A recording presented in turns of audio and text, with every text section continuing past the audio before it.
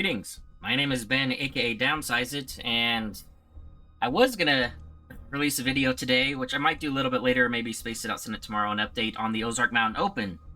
That's coming up November 4th and 5th. That's still on. People, please check out the link in the description of this video. Go to the event page on Facebook, go to T4, sign up. We've got a World's Invite, as well as a bunch of Tater gear.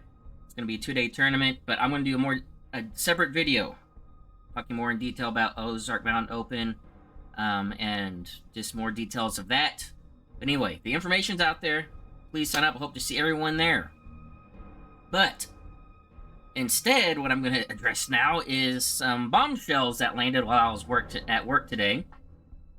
And saw over lunch that AMG has dropped some erratas and changes to rapid reinforcement and card erratas in general. So let's go over those and let's talk about them. And some of them are pretty massive. Holy cow, massive. And yeah. So first off, if you're wondering, yes, these are official, and these are official now.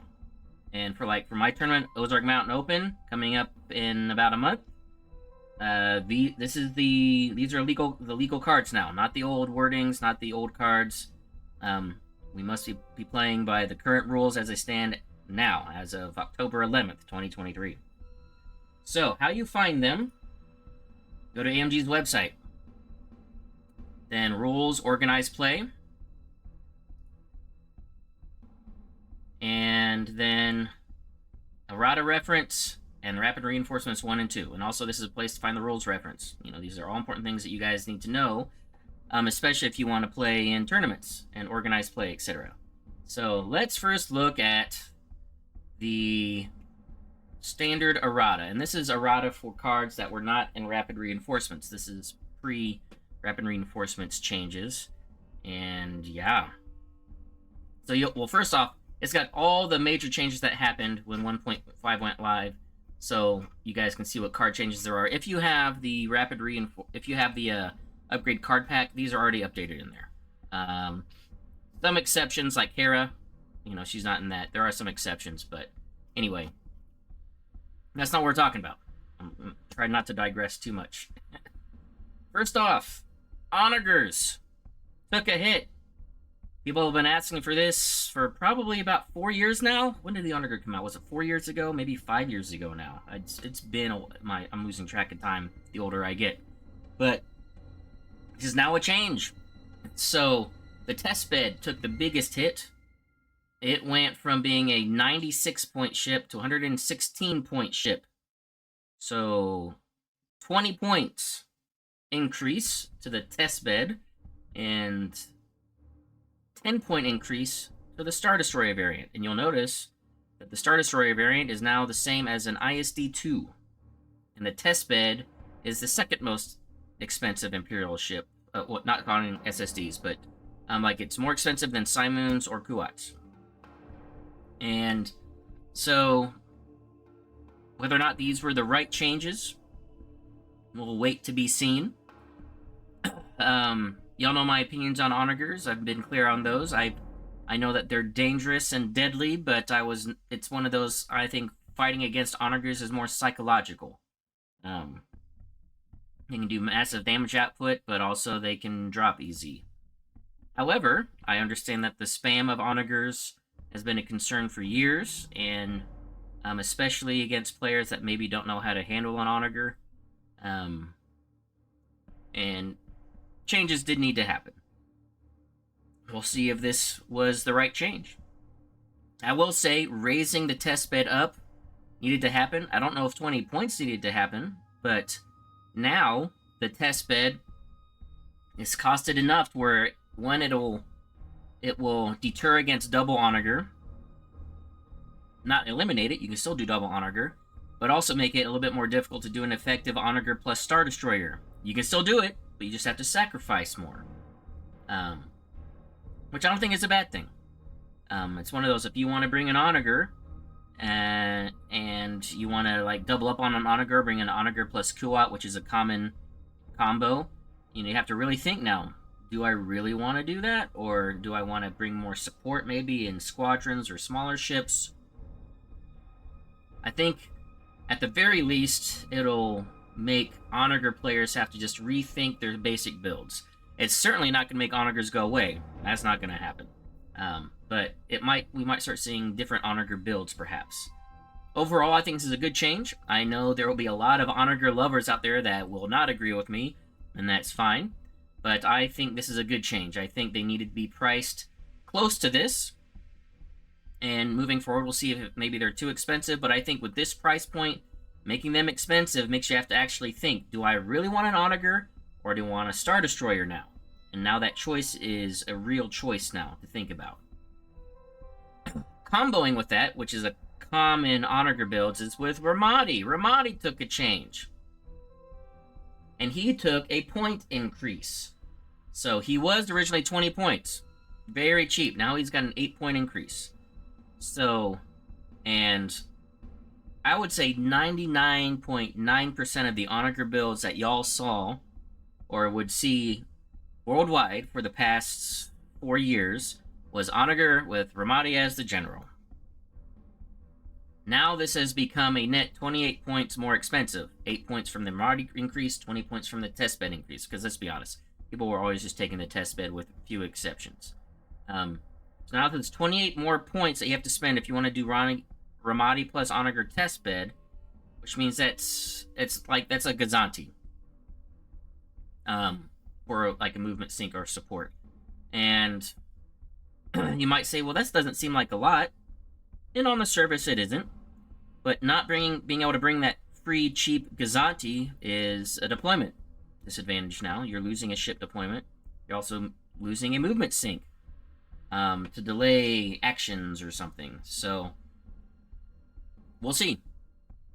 I think Ramadi probably did need to go up. Maybe not that much. I don't know. But I think a points increase is helpful because he is very powerful for those that know how to run him. I can never run him right. I always never find obstructions when I need them. But people that run Ramadi well, and he's been, a really, really good commander for the past 4 years. So let's move on to some of these other ones on here. Well, just overall. Onager plus Ramadi. Points increases. See if that makes an effect. What are y'all's thoughts on the changes? Kirsta Gate. She went up. And this is one I don't know if she needed to go up. She went up by 5 points. She's still not bad. She's still great. It's just maybe 5 points is more appropriately costed. I honestly am ambivalent about this change because, one, I don't play Rebels much. And two, when facing Kirsta, I've never felt like, man, this Kirsta is oppressive. I just, she's a good commander that only affects one ship. Granted, it's usually a Starhawk. Not always. There's some really good Kirsta that we saw over LSO with assault frigates and more MSU style with lots of large squad balls. But this one, again, I'm ambivalent about this. Not much more to say on it. I don't think it makes her bad. Maybe it just makes Rebel players have to think a little bit more, but not much. 5 points. Anyway, ambivalent. All right, let's go to a rather bigger one. Wat Tambor as the officer went up to 9 points. I think that's pretty significant. There's not that many officers that are 9 or 10 points. And that's pretty significant. This one, I'm not sure if that needed to happen for CIS, because CIS, I think, needs the most help. I think they have a ton of potential, and they are very deadly. But I think as far as all the factions combined, they're the ones that have been getting the least amount of love. I don't know if Watt needed to be 9. I think they did that because they want people to think about maybe taking Watt as a squadron who went down in points. We'll get to that. But now, it's a very powerful ability that he does. Not sure if he needed to be 9. Maybe 7? Maybe go up to 7 points. But this puts him on the range of Brunson. Extremely powerful. The level of like Adar Talon, which is 10 points. That 9-10 point range. I don't know. What are y'all's thoughts? CIS players. I think maybe a points increase was warranted, but I don't know about to 9. Tranquility went up. And we're going to keep this in the theme of, now let's talk about the Republic quickly. Or not quickly, but just for this section. So you could say the nerf bat came in and hit, several factions. The rebels, the least. But I will say that Gar got. I've someone else mentioned this. I had someone in the Discord. I'm stealing it. Got a nerf crowbar. They got hammered. The tranquility went up. This needed to happen, and I'm happy with this. And I think 7 is fair. Think of all the other great titles out there, and they're usually cost around 6 or 7. And tranquility is just so good. It needed to go up. So going up to 7 points, I think, is a good, fair change. It's not a crippling change. I think it's a fair change, and that's just, that's my opinion. I play Republic some, not a lot, and I do tend to change tranquility quite a bit. This might make me think about it more, but I still think 7 points is fair, and I think 7 points is worth it for what tranquility does. All right, that's it for the errata of cards that are not in rapid reinforcements. Let's move on to rapid reinforcements. Oh, and by the way, I just want to mention, these are now the legal cards. You cannot use the old ones now. So go into tournaments, unless you have a TO that's going to be very generous and be like, hey, we can play with the old cards for this one. But I can tell you right now, if you're doing a store kit, TOs out there, don't try to pull that, because I'm pretty sure AMG will then invalidate your World's Invite. So you need to play with the legal cards that are official, and these are the official cards. So as you see right here, you need to print these out and bring them with you in conjunction with the card itself. And make sure that you are playing the wording and the pricing that is on these pages. So that's not as big deal here. These are mainly just point changes. But it's more big of a deal going into rapid reinforcements. And especially if you have some rapid reinforcements cards that you had printed out on cardstock, and if you bought a lot of them, like I did, because I plan to give them away during Ozark Mountain Open and other tournaments, which are now completely invalid. Yay, that was a nice waste of $100 some odd, or whatever it was I paid for that. And I'm not the only one. There were a lot of people that invested in that, and none too happy. But anyway, let's talk about the elephant in the room. Nothing happened to price. I don't understand that. Everybody else got a change on this screen right here. Price did not. I don't know that. I don't understand that. I love Price. You saw her, and you're actually currently seeing her as I'm doing my Texas or my Warzone recap videos that are coming out, showing my prices on my ISD, and Price is probably gonna be on my ISD for Austin for the Texas Series Championship. She's amazing, and I would say she probably needs to be 9 points. Speaking of officers that need to be 9 points, I would say Price probably should have gotten a price increase. Price should have gotten a price increase. Yeah, so I think it's a little BS that nothing changed for her. That's, yeah. Let's get to Volt real quick. This is an easy one. He was Scatter Evade. Now he's Brace Scatter, which makes him better.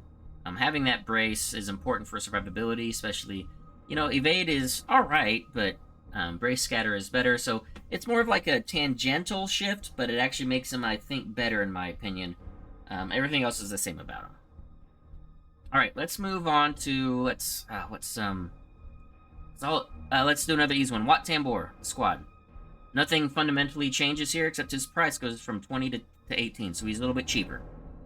So combine that with the Wat Officer going up to 9 points, now more of a, which one do I want to take?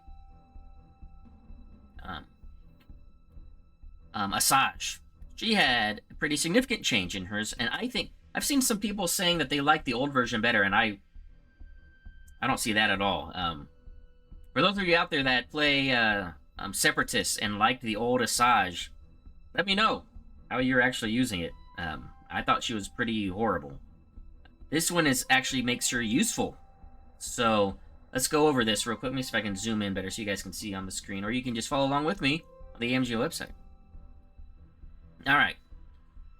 During the activation of a friendly ship at distance 1 to 5 of you, you may exhaust this card to discard 1 raid token from an enemy ship at distance 1 to 5 of you.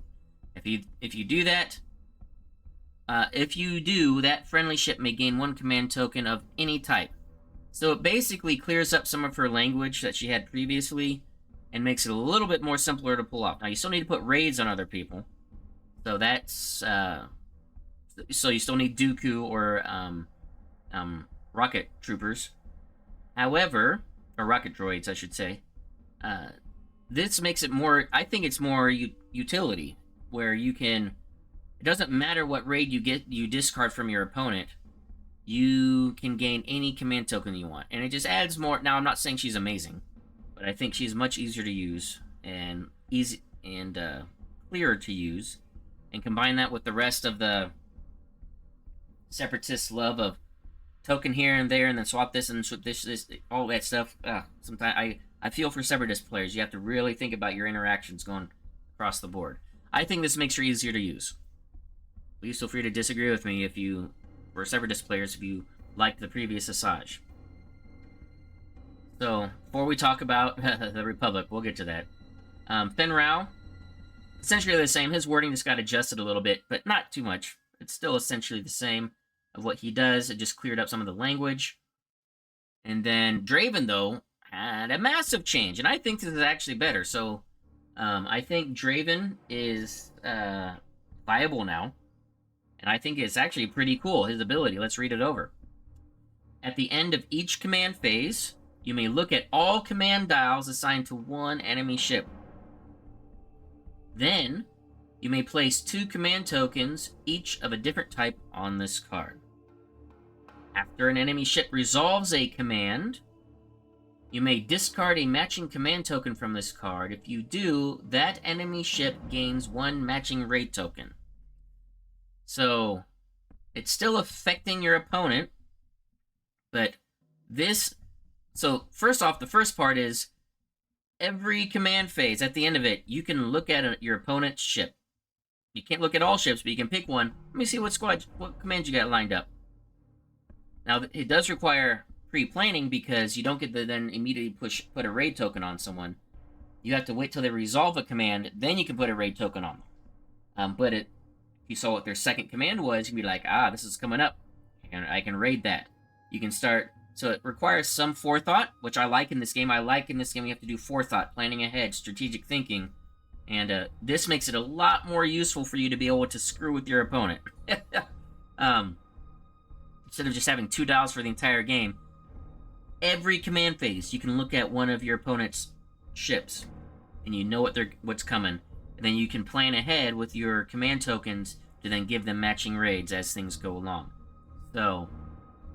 yeah, I think Draven is actually kind of interesting now.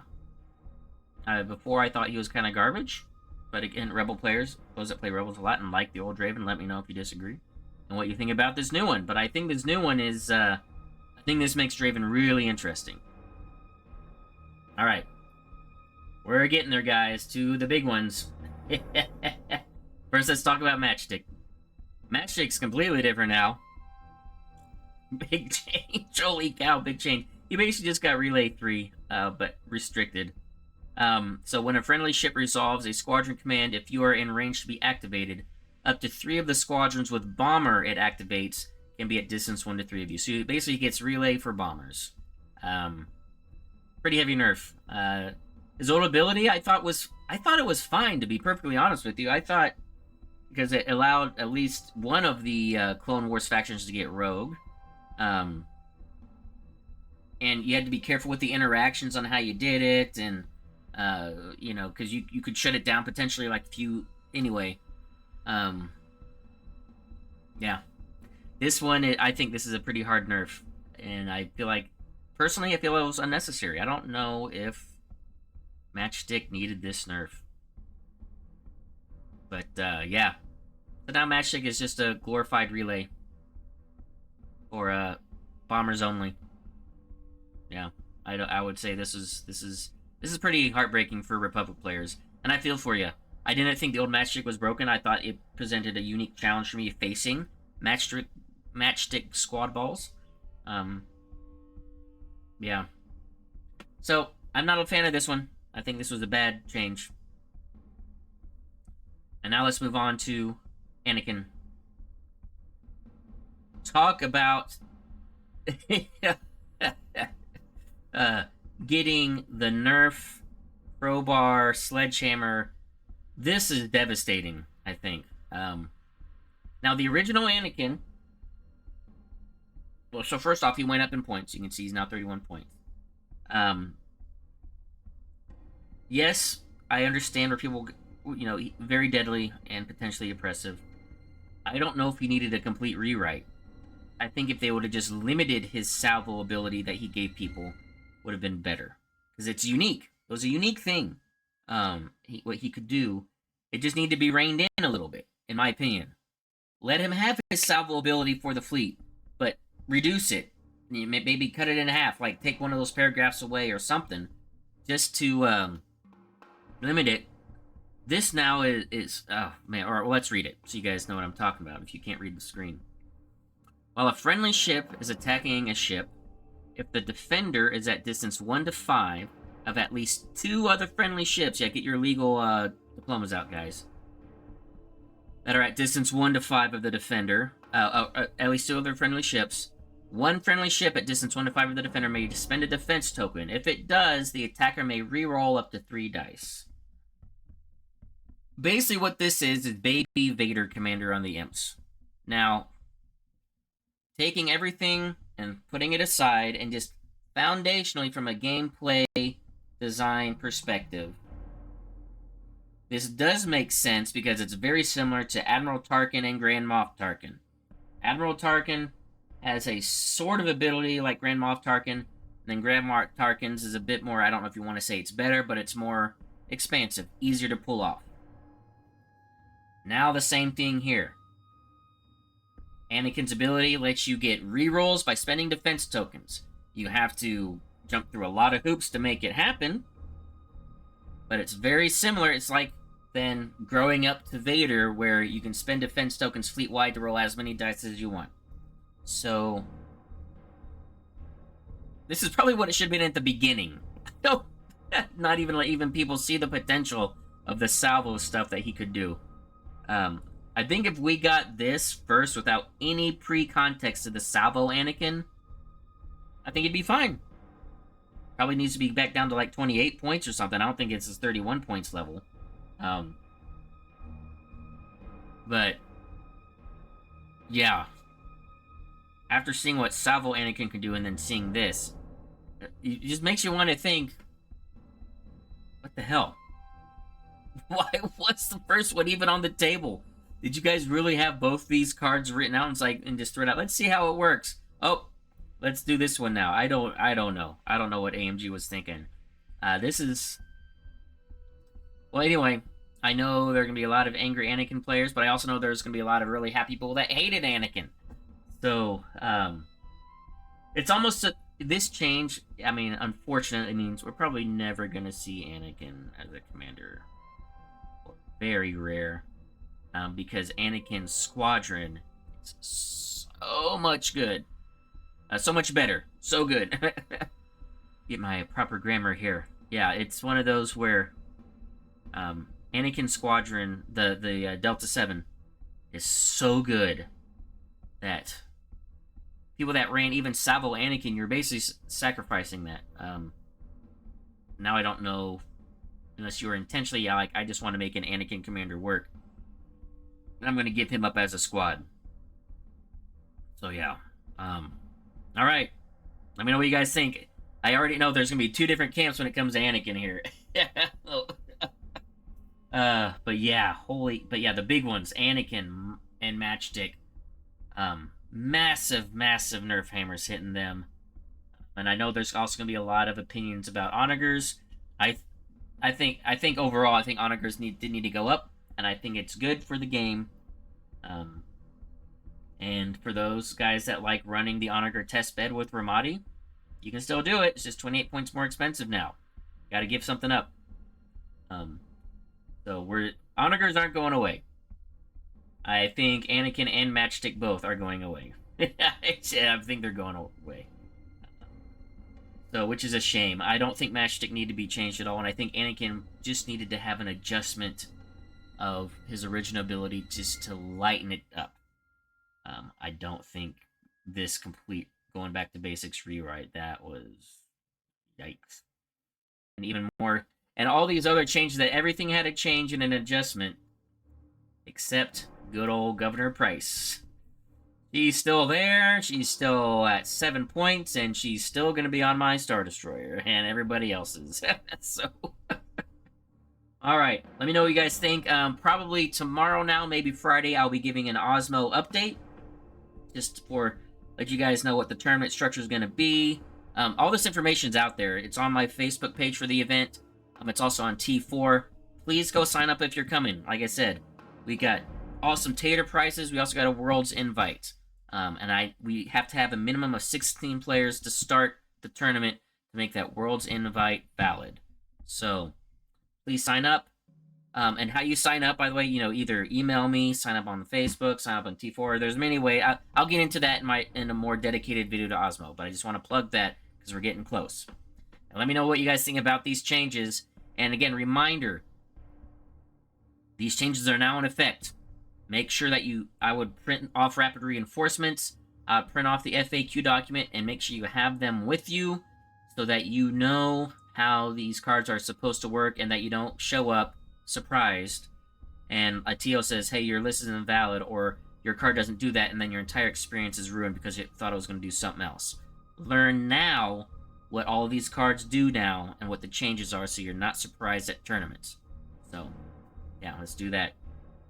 So, alright. Talked long enough. So, thanks for watching, and until next time, take it easy.